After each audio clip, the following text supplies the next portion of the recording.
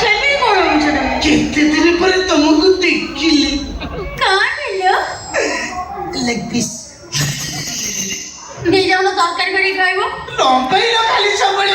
କଣ ତମର କଣ ହେଇଛି? ତମ ମୁଣ୍ଡ ବିନ୍ଧୁଛି?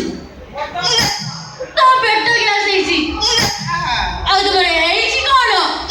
ସେ ଧନ ତମ ଗୋଡ଼ ତ କାହିଁକି ଟଳମାଳ ହଉନି? ତମ ଆଖି ତ କାହିଁକି ଛଳ ଛଳ ଦିଶୁନି? ତମ କଥା ତ ଗଳ ଗଳ ହେଇ ବାହାରୁନି। ତମେ ମଦ ପିନ? ପିଇଛି। ନିଶା ହଉନି। ନିଶା ହଉନି ଲୋ। ତମେ ଜମା ବି ଟେନସନ୍ ନିଅନି ଲୋ। ମୁଁ ରଖିଛି ତମ ପାଇଁ ଗୋଟେ କ୍ୱାର୍ଟର କିସ୍। ହେ ଭଗବାନ, କେତେ ଭଲ ପାଇବାଲ ମୋ କୁଟୁଲୁର। ଏ କୁଟୁଲୁ, ଏତେ ଭଲ ପାଗଲ ମୁଁ ମରିଯିବି। ତମେ ମରିଗଲେ ମୁଁ କଣ କରିବି? ମୋ ପାଇଁ ମଦ ରଖିଛି ଭଗବାନ। କିନ୍ତୁ ସିଏ ଯେ ନନ୍ସେନ୍ସ କିଏ? କାହା କଥା କହୁଛ ଆଉ ଜାଣିପାରୁନ? ନନ୍ସେନ୍ସ କିଏ? ତାକୁ ତ ମାଇକିନା କହିବ ମାନେ ମଇଁଷି କହିଲେ ଭଲ। ଗୋଟେ ମଇଁଷିକି ବାହା କରିଦେବେ। ମୋ ବାପ ମରିଗଲା, ମୁଁ ଯୋଉ କାଲୁ ହଲ ହଉଛି ମୁଁ ଜାଣିଛି। ତ ବିଶ୍ୱାସ କରିବେନି, ଧର ବର୍ଷକୁ 12 ମାସ ମୁଁ ତମକୁ 2-3 ଥର କୁଣ୍ଡେଇଛି, କିନ୍ତୁ ତାକୁ ଥରେ ବି କୁଣ୍ଡେଇନି। କୁଣ୍ଡେଇବାକୁ ସୁଯୋଗ ପାଇ ଥରେ କୁଣ୍ଡେଇଥିଲି ବୋଧେ, ହଁ ହେଇଗଲାଣି 1.5 ବର୍ଷ 2 ବର୍ଷ ପାଖାପାଖି। ତମେ ତ ମିଛ କଥା କୁହନି। ବିଶ୍ୱାସ କଲ କୁଣ୍ଡେଇଥିଲି, ପାରୁ ଉଡ଼ିଲା ଭଳିଆ ଉଡ଼ିଲା। କଣ?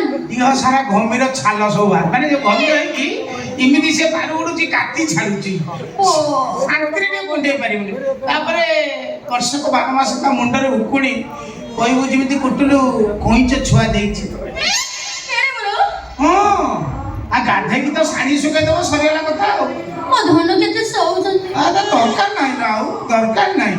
ଶାଢୀ ଶୁଖେଇ ଦବ, ଆମ ଗାଁ ସାରା ଲୋକ ଆସି ରୁଣ୍ଡ ଇଏ ଚାଲ ତାଙ୍କ ଘରେ ଗୋଟେ ବୁଢା ବଳଦ ମରିଛି ଉଠେଇଲାଣି, ପଛା ବନ୍ଧେଇଲାଣି। ହଁ, ଘରେ ତ ସ୍ମେଲ କରୁଥିବ।